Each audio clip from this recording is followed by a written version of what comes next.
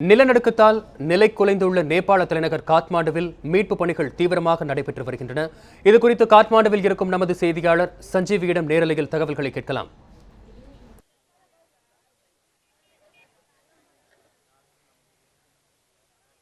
வசந்த், தற்போது நான் நின்று இடமானது காட்மாண்டுவின் முக்கியமான ஒரு பகுதி. இந்த இடத்தை பொறுத்தவரை அதிகமான வீடுகள் உள்ளது. இந்த பகுதியை பொறுத்தவரை பார்த்தோம் என்றால் மீட்பு பணிகள் சற்று துரிதமாக நடந்து வருகிறது என்று கூறலாம். ஏனென்றால் நேபாளுடைய ராணுவம், அதே போல நேபாளுடைய தேசிய பேரிடர் குழு, அது மட்டும் இல்லாமல் பல இளைஞர்களும், நேபாளை சேர்ந்த பல அமைப்பை சேர்ந்த இளைஞர்களும் மீட்பு பணியில் ஈடுபட்டு வருகின்றனர். அது மட்டும் இல்லாமல் இந்தியா போன்ற அருகில் உள்ள நாடுகளிலிருந்தும் பலதரப்பட்ட மீட்பு பணியில் ஈடுபடுவதற்காக மக்களும் முன் வந்துள்ளனர். இந்நிலையில் மீட்பு பணியானது தற்போது துரிதமாக நடந்து வருகிறது என்று கூறலாம். காட்மாண்டு பள்ளத்தாக்கை பொறுத்தவரை எந்த பிரச்சனையும் இல்லை, மீட்பு பணிகள் சற்று துரிதமாக நடந்து வருகிறது. ஆனால் இந்த பகுதியை பொறுத்தவரை பார்த்தோம் என்றால் இன்று காலை வந்த தகவலின்படி கிட்டத்தட்ட காட்மாண்டு பகுதியை பொறுத்தவரை பார்த்தோம் என்றால் 950 பேருக்கும் மேல் இந்த காட்மாண்டு பகுதியில் மட்டும் உயிரிழந்துள்ளதாக கூறப்படுகிறது. இந்நிலையில் மக்களை பொறுத்தவரை பார்த்தோம் என்றால் வீடுகளில் வசிக்கவில்லை. இன்னும் மக்கள் மத்தியில் ஒரு பயம் இருந்து கொண்டுதான் இருக்கிறது. ஏனென்றால் பெரிய பூகம்பம் 3 நாட்கள் ஆகி முடிந்தாலும் இப்போதை கூட அந்த அதிர்வுகளானது அடிக்கடி வந்து கொண்டிருக்கிறது. நேற்று இரவு கூட கிட்டத்தட்ட 3 அல்லது 4 முறை அந்த அதிர்வானது வந்தது. இந்த அதிர்வின் காரணமாக மக்கள் இது போல கூடாரங்களில் அமைத்து தங்கிக் கொண்டிருக்கிறார்கள். வீடு இருந்தாலும் கூட இது போல வெளியே தனியாக கூடாரங்களை அமைத்துக் கொண்டு வெளியே காலி இடங்களில் மற்றும் கிரவுண்டுகள், அதே போல புல்வெளியில் போன்ற இடங்களில் பெரிய கூடாரங்களை அமைத்துக் கொண்டு இந்த இடத்தில் தங்கிக் கொண்டு வருகிறார்கள். அதாவது இரவு வேளையில் கூட இந்த இடத்தில் தான் தங்குகிறார்கள். காலையில் தேவையான பொருட்களை கொண்டு அதே போல வீட்டில் சமைத்து சாப்பிட்ட பிறகு பகல் முழுதும் இந்த கூடாரத்தில் தான் தங்கியிருக்கிறார்கள். வசந்த், சஞ்சீவி, தற்பொழுது நீங்கள் நேபாளத்தில் காட்மாண்டுவில் ஒரு முக்கிய பகுதியில் இருந்து கொண்டிருக்கிறீர்கள். அங்குள்ள மக்கள், அதாவது காத்மாண்டு பகுதியில் பின் அதிர்வுகளினால் பாதிப்புகள் ஏற்படுகின்றன என்றும் சொல்லியிருக்கிறீர்கள். தற்பொழுது மக்கள் எங்கு பாதுகாப்பான இடங்களில் தங்க வைக்கப்பட்டிருக்கிறார்கள் சஞ்சீவி?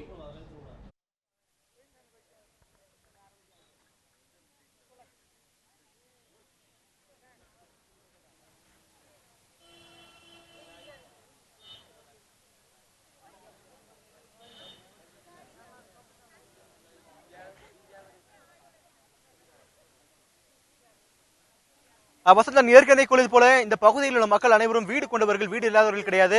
நான் ஏற்கனவே கூறியது போல இப்பொழுது கூட அந்த அதிர்வானது இருந்து கொண்டிருக்கிறது. ஆங்காங்கே கிட்டத்தட்ட பெரிய பூகம்பம் வந்த பிறகு கிட்டத்தட்ட 40 முதல் 50 வரை அந்த அதிர்வானது இருந்து கொண்டிருக்கிறது. இந்நிலையில் நேற்று இரவு கூட 10 மணி அளவு சரியாக 4.5 ரிக்டர் ஸ்கேல் பதிவானது பூகம்பம், ஒரு சிறிய நிலநடுக்கம் ஏற்பட்டது. இதனால் இங்க இருக்கக்கூடிய மக்கள் அவர்கள் வீட்டிற்கு செல்ல அஞ்சுகின்றனர். அதனால் கிட்டத்தட்ட நேபாளில் உள்ள மக்கள் வீடு இருந்தாலும் கூட இது போல வெளியிடங்களில் கூடாரம் அமைத்து தங்கிக் கொண்டிருக்கின்றனர். இந்நிலையில் நம்முடைய சில நபர்கள் இருக்கிறார்கள், அவரோட மனநிலை இப்பொழுது கேட்டுக்கொண்டு தெரிஞ்சுக்கலாம். कितना दिन में यह स्थल में है? ये तो वो जो विगत शनिवार का दिन है, आपको 25 तारीख है ना, उसी दिन से मतलब उस दिन बहुत बड़ा भयानक भूकंप आ गया। और उसके बाद में मतलब ये जो जितना काठमांडू उपत्यका का जितना भी आदमी है अपना घर छोड़ के उसी दिन से अब जो खुला चौर में अभी बैठता है, अभी तक खुला चौर में जीवन बिता रहा है यहाँ पर। और समस्या ये है कि यहाँ पर जितना भी आदमी लोग यहाँ पर अभी बैठा हुआ है, लेकिन बहुत दुख का बात है, यहाँ पर पानी का प्रॉब्लम है ना, पानी का प्रॉब्लम है, शौचालय का प्रॉब्लम है और खान पीन का जो समस्या है। लेकिन अभी जितना भी आदमी, ये नजदीक का आदमी लोग यहाँ पर आकर चौर में बैठा हुआ है, नजदीक अपना डेरा है, घर है, वहां से पकाकर कोई आदमी यहाँ पर मतलब लेकर यहाँ बैठकर खाता है। कोई यहीं पर सब चीज मतलब वो गैस चूल्हो है ना, यहाँ पर लाकर यहीं पर मतलब अपना पकाकर खाना पीना इधर करता है। लेकिन गवर्नमेंट ने यहाँ कोई भी हेल्प नहीं किया है, कोई भी राहत वितरण भी नहीं किया है। सिर्फ रेड क्रॉस वाला 4-5 ठो पाल मतलब है ना, पाल लाकर यहाँ पर दिया हुआ है। लेकिन 4-5 पाल से यहाँ कोई हल नहीं हुआ है, समस्या हल नहीं है। हम लोग बोले थे इतना आदमी लोग अभी बाहर सड़क में बैठा हुआ है, इन लोग को कम से कम पाल देना चाहिए। उन लोग क्या बोलता है कि हम लोग ने डिमांड तो किया था, 30 पाल की डिमांड किया, लेकिन 5 पाल हम लोग को दिया है, अब हम क्या करें, बोलता है ऐसा। रेड क्रॉस का मतलब जवाबदेही भी नहीं है उन लोग को, है ना। तुले बोलो सर, तुले बोलो, बाकर जन्म दिले डर है। मेरा नाम रेशमा गुरुङ है। मेरा घर है गोरखा बारपक में भूकंप केंद्र बिंदु है। और हम भी काठमांडू आया था एक बच्चा लेके, और बच्चे के लिए आया तो 2-3 हो गया। अब हम शनिवार दिन यहाँ डेरा लेके बैठा है, लेकिन वो उस दिन 12 बजे भूकंप आया। 12 बजे भूकंप आया, अब ये 12 बजे के बाद अब हम यहाँ लईचोर में बैठा है। लईचोर में बैठा तो ये लईचोर में कुछ गवर्नमेंट को कोई सहायता नहीं है, कोई खान पीना नहीं है, कोई वाटर नहीं है, कोई अब दिशा ये शौचालय नहीं है, कोई राशन पानी नहीं है, कोई भूकंप आ रहा है, मर रहा है, कोई कहाँ कोई पता नहीं है। अब सारा ये जनता इधर उधर भाग रहा है। और यहाँ पे कोई अभी तो कोई पत्रकार नहीं आ रहा है, अभी फर्स्ट बार अब आया है इंडियन न्यूज, लेकिन अभी कोई पत्रकार नहीं आया है। अभी तो अभी आप आया है, यही इसका जो हमारा इंडिया से गवर्नमेंट आया बोल रहा है, लेकिन इंडियन गवर्नमेंट से सहयोग दिया है बोल रहा है, जापान से आया बोल रहा है, लंदन से, लेकिन यहाँ कोई से आया नहीं है, कोई आया नहीं, कोई अभी आया है। வசந்த் அவர் மக்கள் கூறிய கருத்தை கேட்டோம். அதான் இப்போது நிலைமை பொறுத்தவரை அரசு எந்த விதமான உதவியும் வழங்கவில்லை. ஏனென்றால் இதுவரை அவருக்கு சரியாக உணவோ அல்லது குடிநீரோ வழங்கவில்லை என்று பலதரப்பட்ட குற்றச்சாட்டுகளை மக்கள் இந்த இடத்தில் முன்வைக்கின்றனர். அது தவிர பிற பிற மக்கள் தண்ணீர் போன்ற விஷயங்களை வழங்கிக் கொண்டிருக்கிறார்கள். ஆனால் அந்த விஷயம் போதுமானதாக இல்லை. ஏனென்றால் இந்த இடத்தில் மக்கள் தொகை அதிகமாக உள்ளது.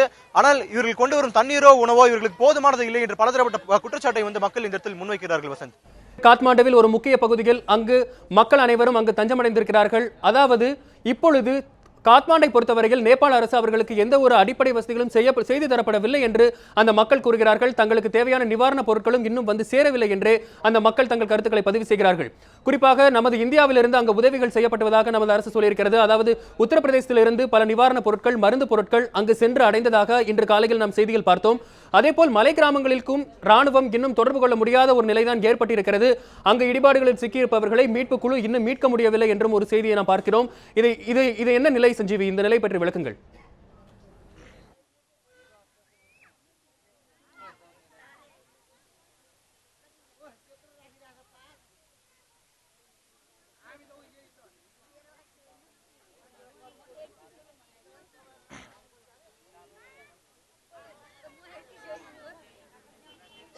வசந்த், காட்மாண்டு பகுதியை பொறுத்தவரை பார்த்தோம் என்றால் மீட்பு பணிகள் துரிதமாக நடந்து வருகிறது.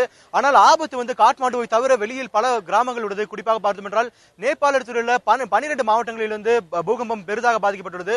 குறிப்பாக அந்த காட்மாண்டு பள்ளத்தாக்கை பொறுத்தவரை நான் ஏற்கனவே கூறியது போல இன்று காலை தகவலின்படி 950 நபர்கள் உயிரிழந்ததாக கூறப்படுகிறது. மீதமுள்ள 3200 நபர்கள் வெவ்வேறு மாவட்டங்களை சேர்ந்தவர்கள். குறிப்பாக பார்த்தோம் என்றால் தவாங், அதே போல சிந்து ஃபலோக் போன்ற பலதரப்பட்ட மாவட்டங்களை சேர்ந்தவர்கள், அதே போல நவ்காட் என்ற பலதரப்பட்ட மாவட்டங்கள் இந்த இடத்திலிருந்து கிட்டத்தட்ட 100 கிலோமீட்டர் வெளியே உள்ளது. அந்த கிராமங்களை பொறுத்தவரை மலை பிரதேசமாக இல்லை என்றாலும் கிராமங்கள் பலதரப்பட்ட கிராமங்கள் உள்ளது. அந்த இடத்துல மீட்பு பணிகள் சற்று நடக்கவில்லை. அதே போல இந்த குழுக்கள் காட்மாண்டுவை சுற்றி வருகிறது தவிர அந்த இடத்திற்கு நேரடியாக சென்று அந்த இடத்துல அந்த மீட்பு பணிகள் நடத்தவில்லை என்று பலதரப்பட்ட குற்றச்சாட்டுகள் வைக்கப்பட்டது. அதே போல அந்த இடத்துல அந்த கிராமத்தில் மக்கள் இன்னும் உணவு சென்று அடையவில்லை என்று கூறப்படுகிறது. அதே போல இப்பொழுது நாம் இருக்கக்கூடிய இந்த காட்மாண்டு பகுதியிலே உணவு சென்று அடையவில்லை என்ற காரணத்தால் அப்பொழுது அங்கு எப்படி சென்று அடையும் என்ற ஒரு முக்கியமான கேள்வி இந்த இடத்தில் எழுகிறது. அதே போல இந்த காட்மாண்டுவை பொறுத்தவரை இன்று காட்மாண்டுவில் சில பத்திரிகை கூட நான் படித்தேன். அந்த கிராமங்களை பொறுத்தவரை இன்னும் உதவி சரியாக சென்று சேரவில்லை என்று கூறப்படுகிறது. அதே போல காட்மாண்டுவை பொறுத்தவரை கூட சில இடத்தில் தான் மின்சாரம் உள்ளது. பலதரப்பட்ட இடங்களில் கிட்டத்தட்ட 90% மேல் மின்சாரம் இல்லை. அதனால் மக்கள் வெளியே தங்கியிருப்பதற்கு இந்த மின்சாரம் ஒரு முக்கியமான காரணமாக இருக்கிறது. அதே போல மீட்பு பணிகள் தாமதம் ஏற்பட்டுள்ளது. காரணம் மழை பெய்து கொண்டிருக்கிறது. அதாவது காலை முதல் மாலை முறை வெயில் எடுத்தாலும் மாலைக்கு மேல் இந்த பகுதியில் கடும் பனிப்பொழிவு, அதே போல சில பகுதியில் மழையும் பெய்து கொண்டிருக்கிறது. அதனால் இது போன்ற விஷயங்கள் அனைத்தும் சேர்ந்து இந்த தாமதத்திற்கான காரணம் என்று கூறலாம். வசந்த், சஞ்சீவி, இந்தியா தரப்பிலிருந்து இங்கிருந்து இந்திய தேசிய பேரிடர் மீட்பு குழு அங்கு இருக்கிறது. அங்கு மீட்பு பணிகளை மேற்கொண்டு வருகிறது. அவர்களது பங்கு நேபாளத்தில் காத்மாண்டுவில் மீட்பு பணிகளில் எந்த அளவு இருக்கிறது? அதேபோல் நேபாளத்தில் இருக்கும் இந்தியர்களின் நிலை என்ன? அங்கு இன்னும் இந்தியர்கள் சிக்கி தவிக்கிறார்கள் என்ற செய்தியும் நாம் பார்க்கிறோம். குறிப்பாக அங்கு உள்ளவர்கள் இங்கு மீட்கப்பட்டு கொண்டு கொண்டிருக்கிறார்கள். அங்குள்ள தமிழர்களும் இன்னும் அங்கு மாட்டிக்கொண்டிருக்கிறார்கள். அவர்களை மீட்பதற்காக எடுக்கப்பட்ட நடவடிக்கைகள் என்ன என்பதையும் சொல்லுங்கள் சஞ்சீவி.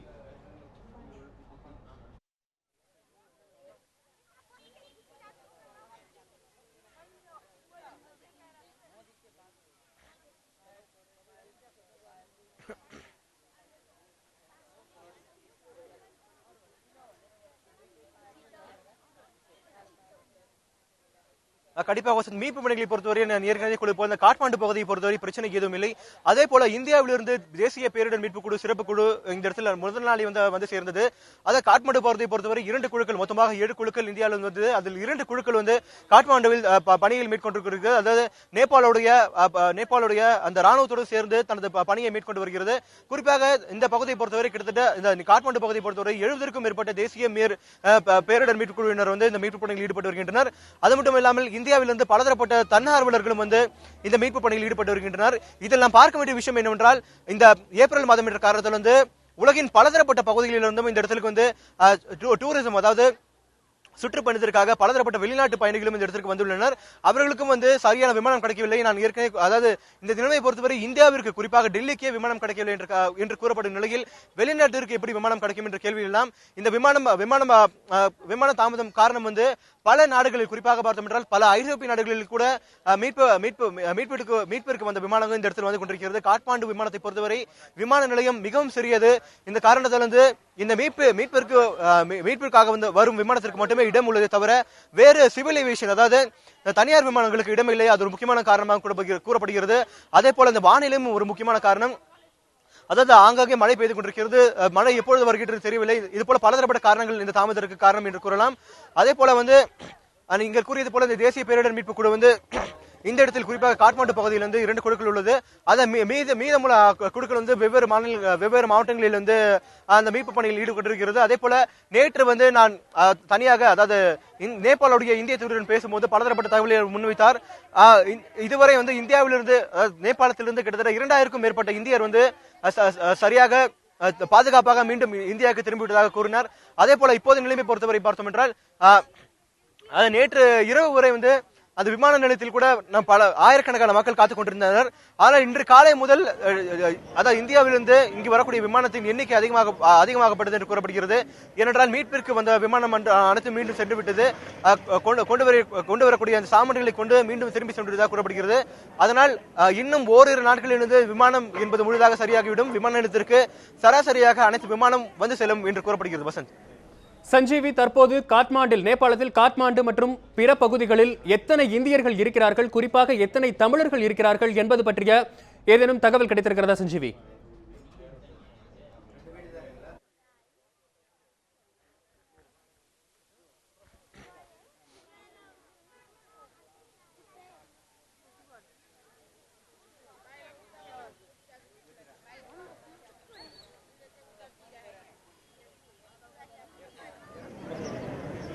அதான் நேற்று வந்து இந்தியாவோட தூதரகத்துக்கு செல்லும் போது கூட தூதரகத்தில் பல இந்தியர்களை நம்மால் பார்க்க முடிந்தது. தூதரகத்தின் வெளியே வந்து அவர்கள் காத்துக் கொண்டிருந்தனர். இந்நிலையில் வந்து நேற்று இரவு வந்து தூதரகத்தில் தங்குவதற்காக இடம் கொடுக்கப்பட்டது.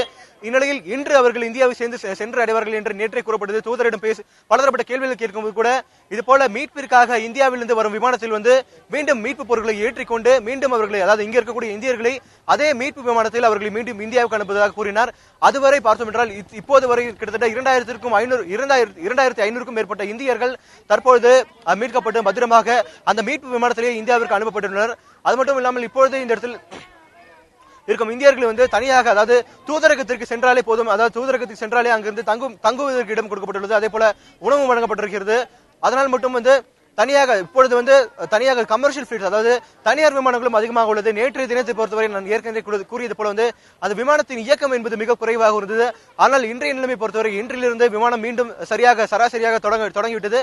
அதனால் வந்து இந்தியர்கள் அனைவரும் சாதாரணமாக அதாவது வசதி படுத்த இந்தியர்கள் வந்து சாதாரணமாக டிக்கெட் வாங்கி கொண்டு அந்த விமானத்தில் சென்று கொண்டிருக்கிறார்கள். வசதி இல்லாதவர்கள் வந்து அந்த தூதரகத்தின் முன்னே இன்னும் இருந்து கொண்டிருக்கிறார்கள். அவர்களும் வந்து இன்னும் ஓரிரு நாட்களில் வந்து மீண்டும் இந்தியாவிற்கு அனுப்பப்படுவார்கள் என்று கூறப்படுகிறது. வசந்த். சஞ்சீவி, நேபாளத்தில் நீங்கள் இப்பொழுது இருந்து கொண்டிருக்கிறீர்கள். அங்கு காத்மாண்டு பகுதியில் இருக்கும் மக்களே தங்களின் அடிப்படையான தேவைகளான அதாவது உணவு, தங்குமிடம், பயணம் செய்வதற்காக வாகனங்கள், பெட்ரோல் போன்ற வசதிகள் அவர்களுக்கு சரியாக இல்லை. அதனால் அவர்கள் தவித்துக் கொண்டிருக்கிறார்கள் என்று கூறப்படும் இந்த சூழலில் நியூஸ் 7 தமிழிலிருந்து நமது ஒளிப்பதிவாளரும் நீங்களும் அங்கு சென்றிருக்கிறீர்கள். உங்களுக்கான உணவு, குடிநீர் போன்ற விஷயங்களை நீங்கள் எப்படி சமாளித்துக் கொள்கிறீர்கள்? நீங்கள் எப்படி ஒரு இடத்திலிருந்து மற்றொரு இடத்திற்கு பயணம் மேற்கொள்கிறீர்கள் சஞ்சீவி?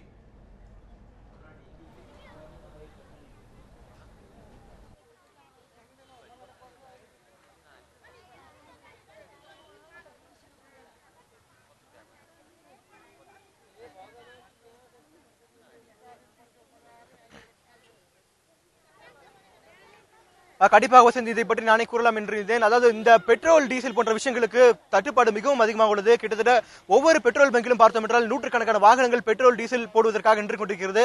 அது மட்டும் இல்லாமல் காலை கிட்டத்தட்ட 2 மணி 2 ஹவர்ஸ், அதாவது 11 மணி 12 மணிக்குள்ளேயே அனைத்து பெட்ரோல் பங்கிலும் வந்து பெட்ரோல் தீர்ந்து விடுகிறது. ஏனென்றால் அதிகாலை 6 மணி முதல் வந்து வரிசையாக பெட்ரோல் பங்கில் நூற்றுக்கணக்கான வாகனங்கள் நின்று கொண்டிருக்கிறது. நேபாளத்தில், அதாவது குறிப்பாக இந்த காட்மாண்டு பகுதியில் உள்ள அனைத்து பெட்ரோல் பங்கில் நிலைமை இதுதான். அது மட்டும் இல்லாமல் இந்த இடத்தில் மின்சாரம் இல்லாத காரணத்தால் வந்து ஜெனரேட்டருக்கு வந்து பெட்ரோல் டீசல் பயன்படுகிறது. இது ஒரு முக்கியமான காரணமாக பார்க்கப்படுகிறது. இங்க இருக்கக்கூடிய நட்சத்திர ஹோட்டல்களில் வந்து நட்சத்திர ஹோட்டலுக்கு மட்டும் இல்லாமல் வந்து சிறிய ஹோட்டலில் கூட இந்த ஜெனரேட்டருக்காக பெட்ரோல் டீசல் போன்ற விஷயங்கள் வாங்கப்படுகிறது. அது மட்டும் இல்லாமல் வந்து பெட்ரோல் டீசல் வந்து தனியாக அதிக விலை விற்கப்படுகிறது என்று கூட ஒரு குற்றச்சாட்டு இருந்தது. கிட்டத்தட்ட 1 லிட்டர் பெட்ரோல் 300 ரூபாய்க்கு இருந்து 400 ரூபாய் விற்கப்படுகிறது என்று கூறப்படுகிறது. இது போல பலதரப்பட்ட குற்றச்சாட்டுகள் இருந்து கொண்டிருக்கிறது. அதே போல நீங்கள் கூறியது போல உணவகங்கள் இந்த இடத்தில் ஏதும் இல்லை. உணவகங்கள் அனைத்தும் மூடப்பட்டிருக்கிறது. அதுவும் இந்த பகுதியை பொறுத்தவரை மக்கள் வந்து அவர்கள் வீட்டிற்கு சென்று காலை வேளையை சமைத்துக் கொண்டு மீண்டும் இந்த இடத்திற்கு 1 மணி நேரத்தில் திரும்பிட்டு இருக்கிறார்கள். ஏனென்றால் இந்த பயமானது, இந்த பூகம்பம் என்ற பயமானது மக்கள் மத்தியில் இன்னும் இருந்து கொண்டுதான் இருக்கிறது. ஏனென்றால் அந்த பூகம்பத்தின் அதிர்வுகள் இன்னும் நம்மால் உணர்ந்து கொண்டு முடியுது. நேற்று இரவு கூட சரியாக 10 மணிக்கு 4.5 ரிக்டர் ஸ்கேல் பதிவாகி இந்த பூகம்பமானது ஒரு சிறிய நிலநடுக்கமானது வந்தது. அதன் பிறகு கூட ஒரு பெரும் பரபரப்பு ஏற்பட்டது. வீட்டிற்கு சென்ற மக்கள் அனைவரும் மீண்டும் திரும்பி இது போல காலியிடங்களுக்கு வந்து அவர்கள் கூடாரத்தை அமைத்துக் கொண்டனர். அதனால வந்து உணவு என்பது மிக ஒரு பெரிய பிரச்சனையாக உள்ளது வசந்த். அதாவது நான் ஏற்கனவே கூறியது போல இந்த டூரிசம், அதாவது ஏப்ரல் மாதம் என்ற காரணத்தில் வந்து வெளிநாட்டிலிருந்து பல சுற்றுப்பயணிகளும் இந்த இடத்தில் வந்து தங்கி இருக்கிறார்கள். அவர்கள் அனைவருக்கும் வந்து உணவு என்பது மிகவும் தட்டுப்பாடாக உள்ளது. அதே போல அந்த உணவு விடுதிகள் போன்ற அனைத்து விஷயங்களும் மூடப்பட்டது. அதனால வந்து உணவுக்கு ஒரு பெரிய பஞ்சம் இருக்கிறது என்று கூறலாம் வசந்த். அது மட்டும் இல்லாமல் இங்க இந்த இடத்துல வந்து பழம் பிஸ்கெட் போன்ற விஷயங்களை சாப்பிட்டே நம்மால் வாழ முடியும் வசந்த். சஞ்சீவி, தற்பொழுது நேபாளில் காட்மாண்டில் நிலநடுக்கம் பாதித்த ஒரு இடத்தில் நீங்கள் இருந்து கொண்டு அங்குள்ள மக்கள் படும் துயரங்கள், அங்கு மீட்பு படைகள் எந்த அளவுக்கு வேலை செய்கிறார்கள், மக்களுக்கு கிடைக்க வேண்டிய பொருட்கள் கிடைத்தனவா போன்ற பல தகவல்களை பகிர்ந்து கொண்டமைக்கு நன்றி சஞ்சீவி.